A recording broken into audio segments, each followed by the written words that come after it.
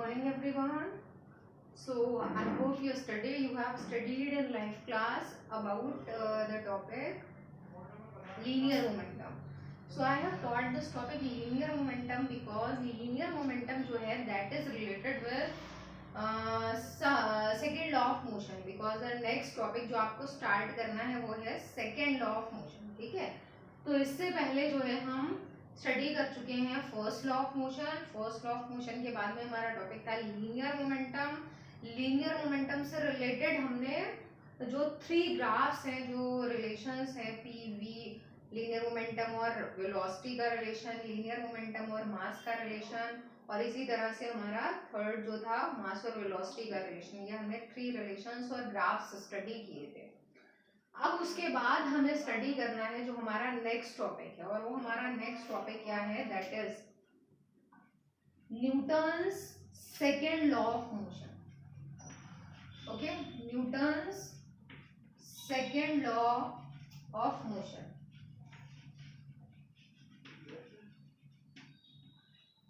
Newton's second law of motion. Okay, तो Newton's second law of motion जो है उसमें उसका जो स्टेटमेंट है उसको स्टेट करने के लिए, उसको एक्सप्लेन करने के लिए हमें जो कॉन्सेप्ट था लीनियर मोमेंटम वो समझना इम्पोर्टेंट था.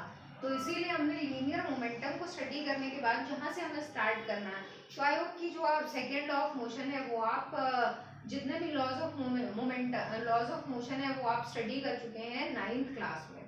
तो अगर आपको याद हो कि स्टेट कहाँ से करते हैं, पहला फॉर्मूला कौन सा होता है सेकेंड लॉ ऑफ मोशन का, क्योंकि सेकेंड लॉ ऑफ मोशन जो है वो फॉर्मूले से एक्सप्लेन होता है. It is not like first law of motion. First law of motion में जो है वो जो जितनी भी प्रैक्टिकली हमने चीज़ों को देखा कि रेस्ट और मोशन से रिलेटेड उनको एक्सप्लेन कर दिया. तो जहाँ से आपका first law of motion start हुआ था वहाँ से फोर्स का भी कॉन्सेप्ट स्टार्ट हो गया, क्योंकि न्यूटन ने अपने जितने भी लॉज बताए वो फोर्स से रिलेटेड थे. तो अब यहाँ पर जाके फोर्स को आगे और हमें दूसरी क्वांटिटी से रिलेट करके बताना है.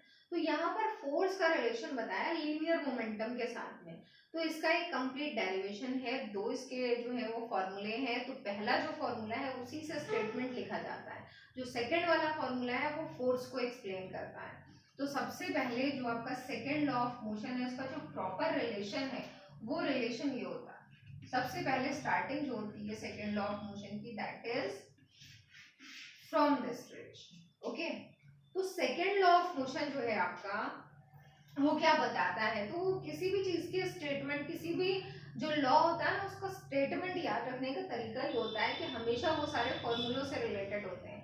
फर्स्ट लॉ ऑफ मोशन की बात करें तो वो तो प्रैक्टिकली नेचर में हर एक जगह दिख रहा है, आपको समझना आसान था. अब इसको समझना, क्योंकि लीनियर मोमेंटम एक कॉन्सेप्ट ऐसा है जो प्रैक्टिकली विजिबल नहीं है. वेलोसिटी के बारे में आपको पता है, जो बाकी चीज़ें हैं एक्सेलरेशन, मास, के सब कुछ पता है. लीनियर मोमेंटम थोड़ा सा डिफरेंट है.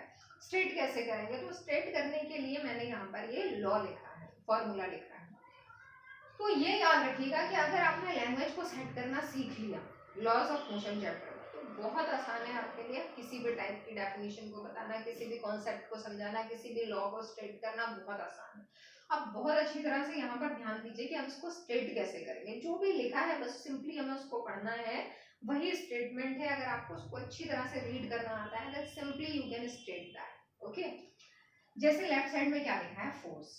ठीक है, second law of motion, law है, लॉ में स्टार्टिंग कहाँ से होती है, इट स्टेट्स दैट. सबसे पहले आपको क्या बोलना है, इट स्टेट्स दैट. ठीक है, अब लेफ्ट साइड में लिखा है फोर्स, तो आप बोलेंगे फोर्स. उसके आगे क्या सिंबल बना है, डायरेक्टली प्रोपोर्शनल, तो आप बोलेंगे इज डायरेक्टली प्रोपोर्शनल. फोर्स किसके डायरेक्टली प्रोपोर्शनल है, ये जो क्वांटिटी है ये पूरा, इसको क्या पढ़ते हैं, इसको क्या पढ़ते हैं. तो सबसे पहले ये जो चीज है d ओवर dt, ये सिंबल आपने 11th क्लास में स्टार्टिंग में देखा किसका सिंबल होता है, डिफरेंशिएशन का. और डिफरेंशिएट करने का मतलब क्या होता है, डिफरेंशिएट करने में हमेशा आप अपॉन में मोस्टली टाइम ही देख रहे हैं. तो टाइम का क्या मतलब है, इसका मतलब है कि जितनी भी क्वांटिटीज हैं वो टाइम के साथ चेंज हो रहे हैं, टाइम के साथ सभी में चेंज हो रहा है. तो मोस्ट ऑफ द क्वांटिटीज जो भी मोशन में है उनमें टाइम के साथ चेंजेस हैं. तो टाइम के साथ अगर चेंज है तो उसको क्या पढ़ना चाहिए, डी ओवर डी टी को.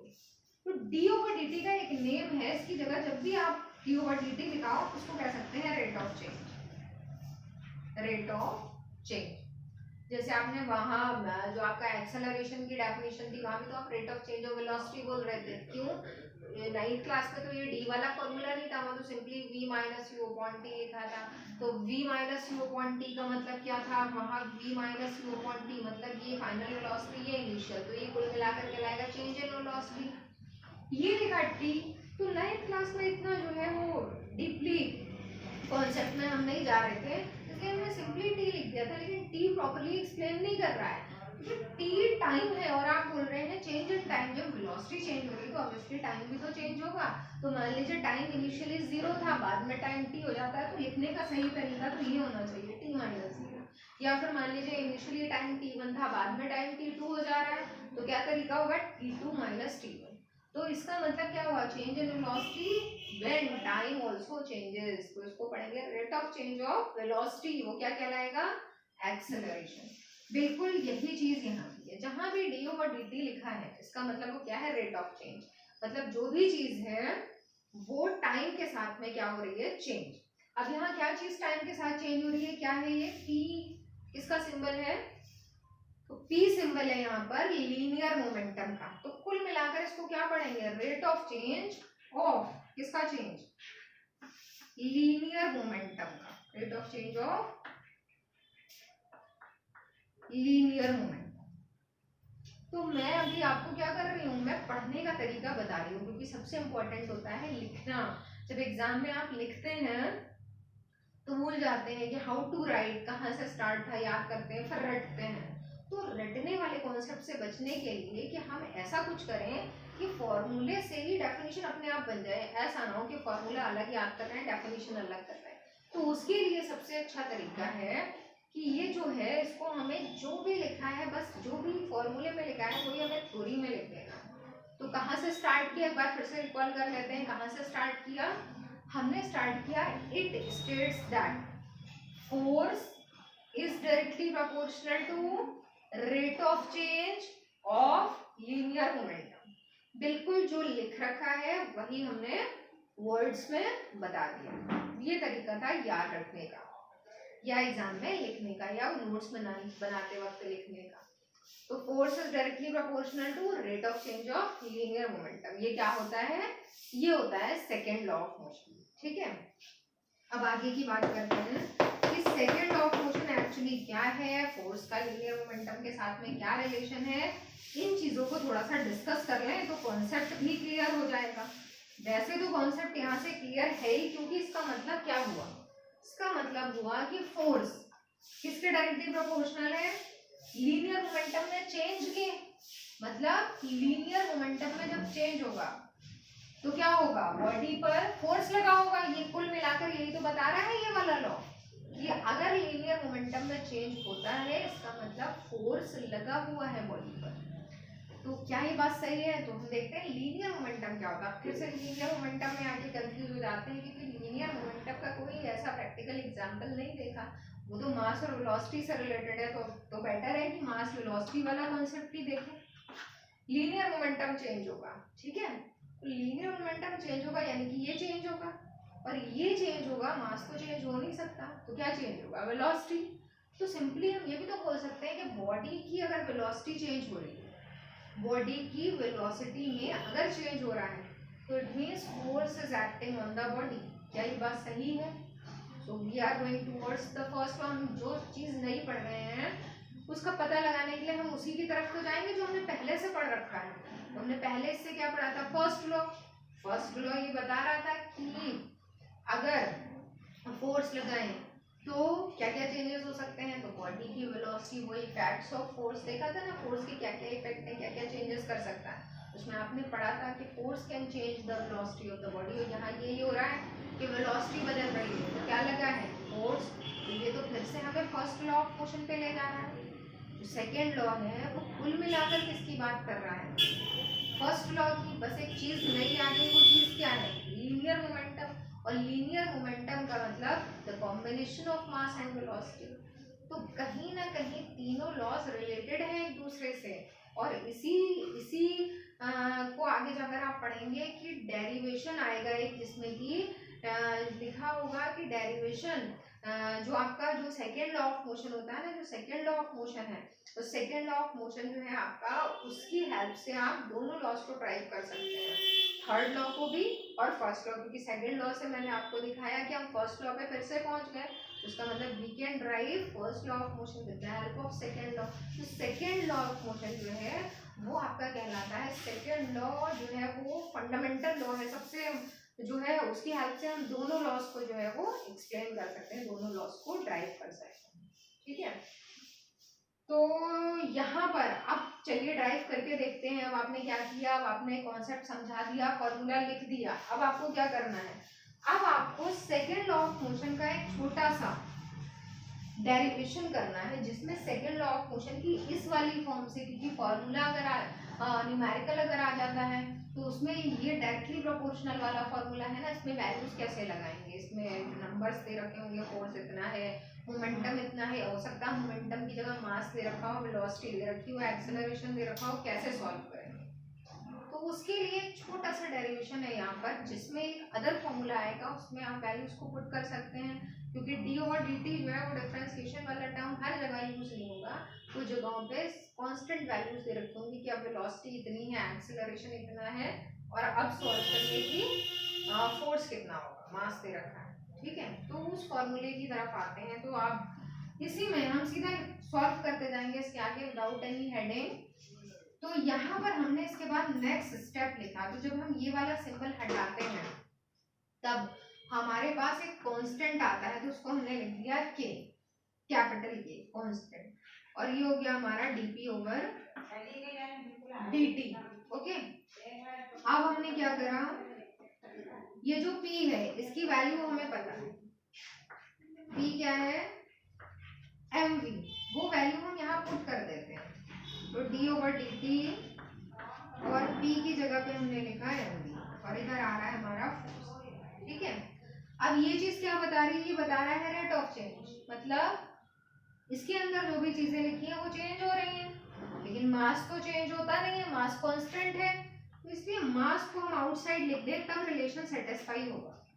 तो हमने k कांस्टेंट है, मास कांस्टेंट है, इस साइड लिख दिया, अब हमारे पास क्या बचा, dv ओवर dt। अब ठीक है, क्योंकि वेलोसिटी चेंज हो सकती है टाइम के साथ, तो ये क्या पढ़ेंगे आप, फिर से इसको पढ़ कर देखिए जैसे मैंने अभी आपको बताया था। तो ये है rate of change of velocity, rate of change of velocity. तो rate of change of velocity क्या होता है, एक्सेलरेशन, ठीक है, ये आया फॉर्मूला। अब इस फॉर्मूले में भी एक प्रॉब्लम है, क्या के क्या चीज है, के कांस्टेंट है, वैल्यू क्या लगाएंगे उसकी, तो एक्सपेरिमेंटली जब इसको फॉर्मूले को अप्लाई किया गया कंडीशंस के अकॉर्डिंग, तो वहां पे के जो था एक्सपेरिमेंटली के को क्या लिया गया 1। ये रिलेशन तब सेटिस्फाई ही तब हो पाएगा, बैलेंस ही तब हो पाएगा जब हम के को 1 लेते हैं, ठीक है। तो के को 1 लेंगे, लिख देंगे सिंस के इज इक्वल टू 1, या लिख सकते हैं एक्सपेरिमेंटली के इज इक्वल टू 1। तो एफ क्या आ गया, F is equal to M ए।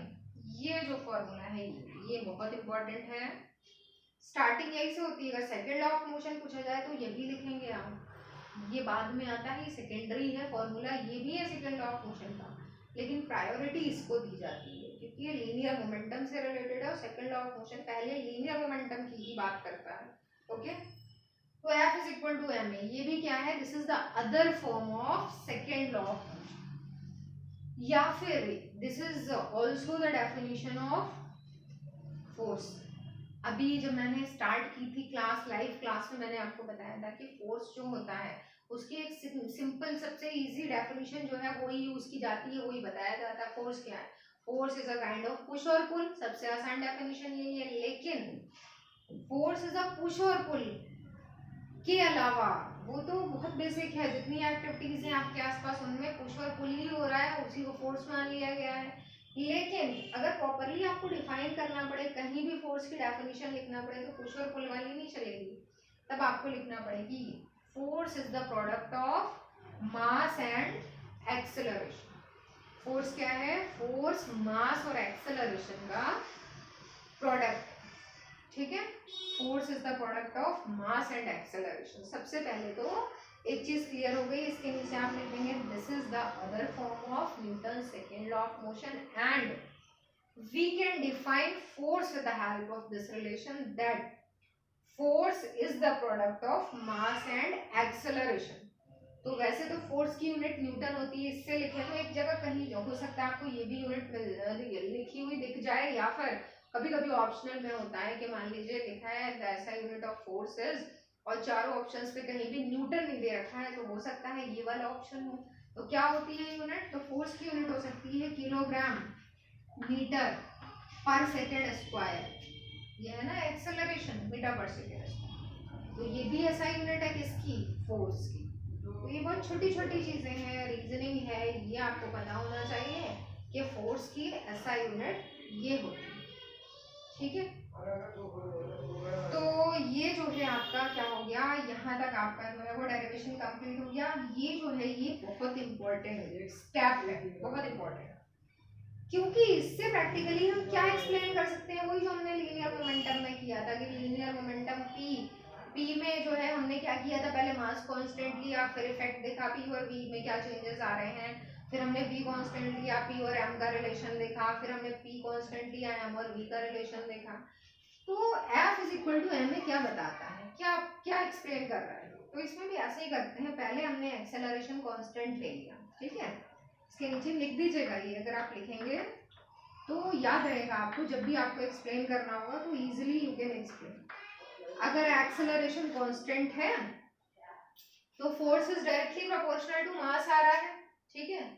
इसका मतलब कि जिन चीजों का मास ज्यादा है उनको मूव कराने के लिए क्या करना पड़ता है, ज्यादा फोर्स लगाना पड़ता है। जिनका मास ज्यादा उन पे फोर्स ज्यादा, या जिन पे फोर्स ज्यादा लग रहा है ऑब्वियसली उनका मास ज्यादा ही होगा। अब एक्सेलरेशन कांस्टेंट अगर आप बताएंगे, दो एग्जांपल्स लेने पड़ेंगे, दो चीजों के, दो चीजें हैं जिनमें एक्सेलरेशन कांस्टेंट रखना है, यानी कि स्पीड अप कराना है या स्पीड उनकी रिटार्डेशन कराना, जो भी कराना है आपको वो कांस्टेंट होना चाहिए, ठीक है। दोनों की वेलोसिटी में जो चेंज हो रहा है वो कांस्टेंट है, ठीक है। तो जिसका मास ज्यादा है, दोनों के मास अलग अलग है, तो जिसका मास ज्यादा है, दो स्टोन है अलग अलग मास के, हैवी है थोड़ा लाइटर है, और एक्सेलरेट सेम कराना है, तो सेम एक्सेलरेट कराने के लिए जो हैवी है जिसका मास ज्यादा है उस पर ही ज्यादा फोर्स लगाना पड़ेगा, ठीक है। तो आप जितनी चीजें चाहें आपका मन हो आप लिख सकते हैं, क्योंकि आपको याद रखना आसान रहेगा उससे। कहीं किसी रफ नोट्स में लिख सकते हैं, कोई ऐसी आपने कॉपी बना रखी है जहाँ पर आप इम्पोर्टेंट वाली चीजें लिखते हैं, क्योंकि ऐसा नोट्स में लिखें डिपेंड्स ऑन योर विश, लेकिन बहुत ज़्यादा हो जाएगा। तो अगर याद रख सकते हैं बहुत अच्छी बात है, तो लिख लिया करिए, ये पॉइंट्स हाईलाइटेड रखा करिए कि ये हमें पढ़ने हैं, ठीक है। दूसरी चीज़ इसमें वही आ जाएगी कि इफ मास इज कांस्टेंट, फिर हमने लिखा इफ मास इज कांस्टेंट, तो क्या हो जाएगा, F is directly proportional to A, है ना। अब मास कांस्टेंट, दो स्टोन ले लिए हैं, दोनों का मास बराबर, दोनों एक जैसे हैं। अब क्या करना है, स्टोन की जगह बॉल ले लें तो बेटर रहेगा, क्योंकि स्टोन तो रेगुलर शेप होते हैं, मास का आइडिया नहीं लगेगा, या फिर वे करके रखें तो उससे बेटर है दो बॉल्स ले लेंगे, जैसे साइज की हैं तो मास की बराबर होगा, एक जैसा मटेरियल होगा, तो दो बॉल्स की मास कांस्टेंट था। अब क्या करना है, जिसपे इन दोनों पे हमने मान लीजिए अलग अलग फोर्स लगाया, तो जिसपे हमने ज्यादा फोर्स लगाया वही तो ज्यादा एक्सेलरेट करेगी, उसी के तो वेलोसिटी में ज्यादा चेंज होगा। जिसपे कम फोर्स लगाया वो कम एक्सेलरेट करेगी। बिल्कुल क्लियर हो गया, क्योंकि आप एक्सपेरिमेंट करके चेक कर सकते हैं, ठीक है। तीसरी चीज आती है अगर फोर्स कांस्टेंट, अब वही दो चीजें आपके पास है, फोर्स दोनों पे बराबर रखना है, मगर दोनों के मास डिफरेंट है, फोर्स बराबर लगाना है, मास डिफरेंट है, तो जिसका मास ज्यादा है, तो मैं पहले ही बता चुकी हूँ, जिसका मास ज्यादा है उसकी वेलोसिटी ऑटोमेटिकली कम हो जाएगी, और जिसकी वेलोसिटी कम है, जिसका मास कम है उसकी वेलोसिटी ऑटोमेटिकली ज्यादा हो जाएगी। तो तीसरा पॉइंट आप लिख सकते हैं फोर्स इज कांस्टेंट, तो रिलेशन आपके पास आता है कि mass is inversely proportional to acceleration, ठीक है। तो उसमें मास घटेगा बढ़ेगा नहीं, ये नहीं बताएंगे acceleration increases then mass decreases, बल्कि if body has more acceleration then it is having less mass, okay. Body ज्यादा एक्सेलरेट कर रही है तो उसका मास इसका मतलब कम है। जैसे इलेक्ट्रॉन कहते हैं ना, इलेक्ट्रॉन का कंपैरिजन आप जिससे भी करें, इलेक्ट्रॉन प्रोटॉन का कंपैरिजन किया जाता है, ऐसा क्वेश्चन 12th में आता है, 10th में भी आता है, कौन ज्यादा एक्सेलरेट करेगा, तो मास जिसका कम है, इलेक्ट्रॉन का मास सबसे कम है, तो ये जो है आपका ये पूरा एक कॉन्सेप्ट था, किसका था, second law of motion with linear momentum, जिसमें पूरा आपका second law of motion explain हो गया है। अभी सेकेंड लॉ ऑफ मोशन के एग्जांपल्स रह गए, एप्लीकेशंस, उनको मैं अभी डिस्कस करूंगी। पहले आप if you want to note it down, क्योंकि आपका ये पूरा एक कॉन्सेप्ट कंप्लीट हो गया है, इसको आप देख लीजिए, टिक लगा लीजिए, जहाँ पर आपको जो भी क्वेश्चंस पूछना है उनको आप टिक कर सकते हैं, ठीक है। उसके बाद हम आते हैं नेक्स्ट वाले कॉन्सेप्ट पर।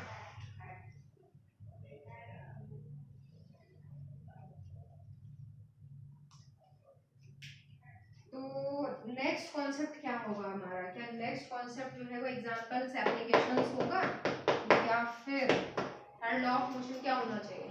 तो नेक्स्ट कॉन्सेप्ट के लिए वो होता है ना इसमें कि जितने भी लॉज ऑफ मोशन है, तो लॉज ऑफ मोशन में फर्स्ट लॉ ऑफ मोशन को पढ़ने के लिए इनर्शिया का जानना जरूरी था, फोर्स का जानना जरूरी था।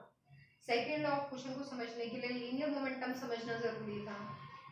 अब सेकेंड लॉ ऑफ मोशन के एग्जांपल्स, अब उसमें एग्जांपल्स को भी समझने के लिए दूसरा कॉन्सेप्ट समझना जरूरी है।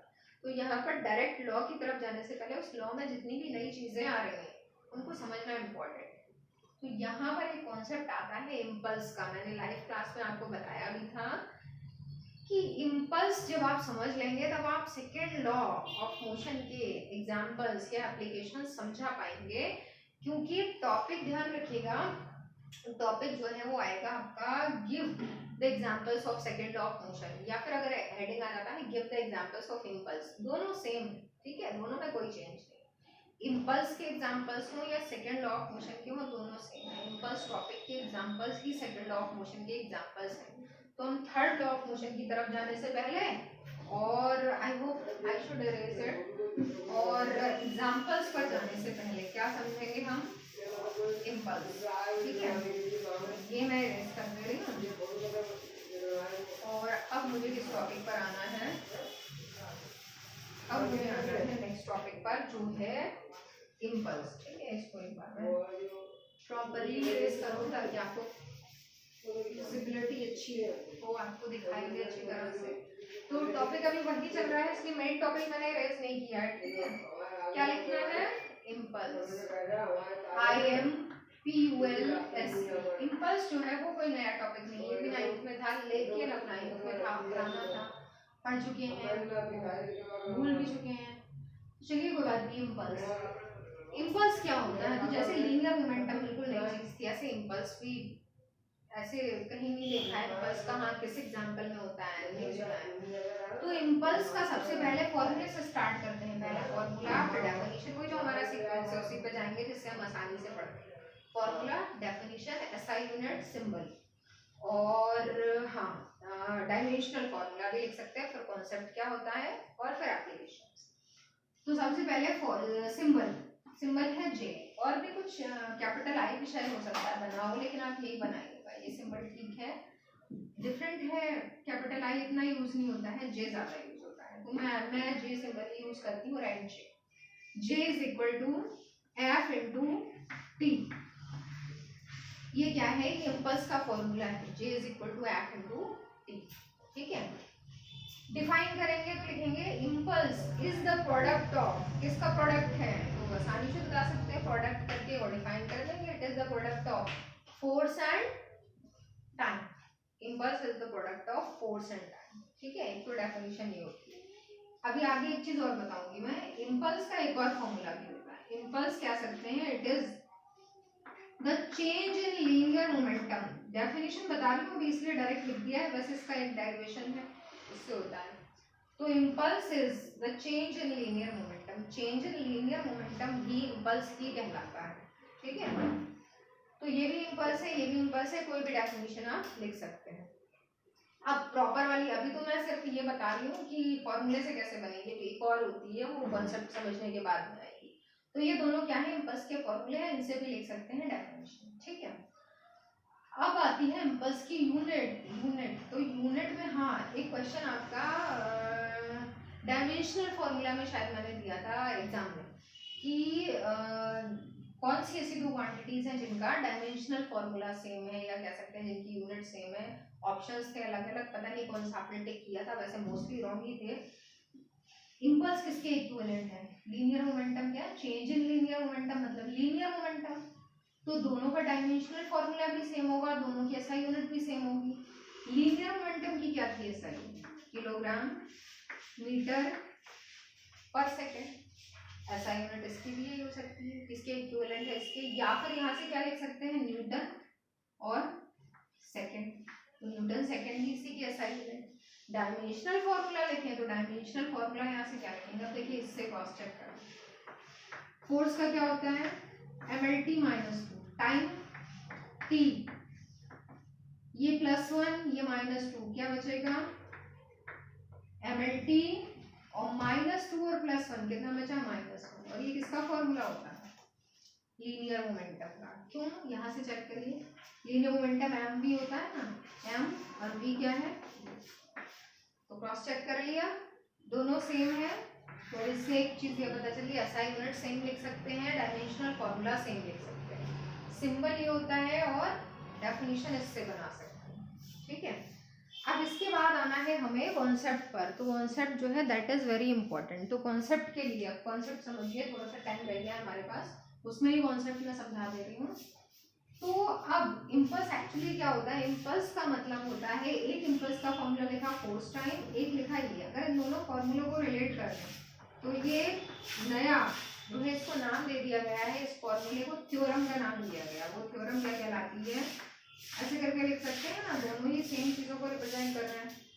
तो इसका मतलब force into time is equal to change in linear momentum. ये कहलाती है इम्पल्स मोमेंटम थ्योरम। दो चीजें रिलेटेड है, इम्पल्स किससे रिलेटेड है? लीनियर मोमेंटम से। तो इसका नाम क्या हो जाएगा? इसका एक डेरिवेशन है जो हम बाद में करेंगे, इसका नाम हो जाएगा इम्पल्स मोमेंटम थ्योरम। ठीक है, ये आप बाद में स्टडी करेंगे। कॉन्सेप्ट क्या है? कॉन्सेप्ट ये है कि if a large value of force, बहुत ज्यादा फोर्स, एक high force acts for a short interval of time, बहुत बड़ी वैल्यू फोर्स की छोटे से टाइम इंस्टेंट के लिए एक्ट करती है, तो उस जगह पे क्या होगा? सोचिए, प्रैक्टिकली ऑब्जर्व करिए कि एक हाई फोर्स छोटे से टाइम के लिए, बहुत तेजी से चलती हुई चीज जो हाई स्पीड वाली, उसी के पास तो ज्यादा फोर्स होगा। एक बहुत हाई स्पीड वाली चीज छोटे से टाइम के लिए यहाँ से टकराई और बाहर निकल गई, तो क्या होगा? वो जिस जगह से टकराती है उसके साथ में क्या होगा? तो उसका जो लीनियर मोमेंटम होता है उसमें एक सडन चेंज आता है, एक बहुत बड़ा चेंज आता है उसके लीनियर मोमेंटम में। बहुत बड़ा चेंज का मतलब, लीनियर मोमेंटम क्या चीज होती है? मास वेलोसिटी। मास में तो चेंज नहीं आएगा, वेलोसिटी में आएगा। कैसा चेंज आएगा वेलोसिटी में? कि उसकी वेलोसिटी सडनली एकदम से चेंज हो जाती है। जैसे मान लीजिए पहले वेलोसिटी 0 थी, 0 से एकदम हाई वेलोसिटी, या पहले हाई वेलोसिटी थी एकदम से 0 वेलोसिटी थी, उसकी कुल मिलाकर अगर वेलोसिटी में चेंज कर रहे हैं तो उसका मतलब कुल मिलाकर उसका लीनियर मोमेंटम जो है उसमें एक बहुत बड़ा चेंज आ जाता है। जैसे इसको अच्छी तरह से कैसे ऑब्जर्व करेंगे, अच्छी तरह से एक अच्छा सा एग्जाम्पल जो इसको बता सके, जैसे आपने देखा होगा कि एक बुलेट को फायर किया गया, ठीक है, बुलेट को फायर किया और विंडो पेन है सामने ग्लास का, ठीक है, सामने ग्लास है, कांच है, और जब बुलेट को फायर करते हैं तो बुलेट हाई फोर्स से, हाई वेलोसिटी, जैसे ही विंडो पेन से टकराती है, ग्लास से टकराती है, तो इतना टाइम ही नहीं मिलेगा उस फोर्स को कि वो जिस जगह पे टकरा दी है बुलेट, उस जगह के अलावा पूरे ग्लास से पूरे ग्लास को ट्रांसफर हो सके। बस उतनी जगह से बुलेट सडनली टकराई और बाहर निकल गई। तो देखा होगा आपने कि जहां बुलेट टकराई विंडो पेन पे एक शार्प होल बन जाता है और बाकी के ग्लास पे कोई इफेक्ट नहीं पड़ता, शार्प होल बना और खत्म। इसका मतलब कि उस जगह का लीनियर मोमेंटम जो है उसमें सडन चेंज आया, बहुत हाई चेंज आया। ओके, और अगर उसी की जगह पे एक स्टोन, बुलेट की जगह पे एक स्टोन को थ्रो किया, कितने ज्यादा फोर्स से थ्रो करेंगे, लेकिन बुलेट के कंपैरिजन में तो कम है, स्टोन को थ्रो किया, स्टोन उससे टकराया तो बुलेट के कंपैरिजन में तो ज्यादा टाइम तक, थोड़ा सा ज्यादा टाइम तक रुका वहां पर, फोर्स को टाइम मिल गया। कैसा टाइम मिला? ट्रांसफर होने के लिए पूरे विंडो पे। और उसकी वजह से जब स्टोन टकराता है तो आपने देखा क्रैक्स बन जाती हैं पूरे विंडो पेन पे, और जब बुलेट टकराती तो इतना सडन चेंज इन मोमेंटम हुआ कि बाकी जगहों पे इफेक्ट ही नहीं हुआ फोर्स का। ठीक है, तो ये है इसका मतलब कि when a large force acts for a short interval of time then there will be a large change in momentum। तो उस बॉडी के मोमेंटम में एक बहुत बड़ा चेंज होगा। ठीक है, ये प्रॉपर कॉन्सेप्ट है। जब भी आपसे पूछा जाता है कि इम्पल्स क्या होता है, व्हाट इज इम्पल्स, तब आप यही वाला कॉन्सेप्ट एक्सप्लेन करेंगे। लिख ही भी सकते हैं, लेकिन क्या होता है ना, मैंने आपको पहले भी बताया है कि there is some difference in the standards, levels में डिफरेंस है। कि छोटे बच्चे डेफिनेशन लिखेंगे तो फॉर्मूले से बना के लिख सकते हैं, और जब आप अपने क्लास स्टैंडर्ड के अकॉर्डिंग लिखेंगे तो क्या होगा कि डेफिनेशन को ऐसे बताना है कि जो उसके एग्जाम्पल्स हैं, जो प्रैक्टिकल एप्लीकेशंस हैं, वो हर एक जगह विजिबल। ठीक है, तो इसमें आप ऐसा कर सकते हैं कि नोट इट डाउन, इसको नोट करिए। उसके बाद now we are coming towards the applications. ऐसा करते हैं एप्लीकेशंस, क्योंकि now time is up, applications जो है वो हम नेक्स्ट टाइम स्टडी करते हैं। ओके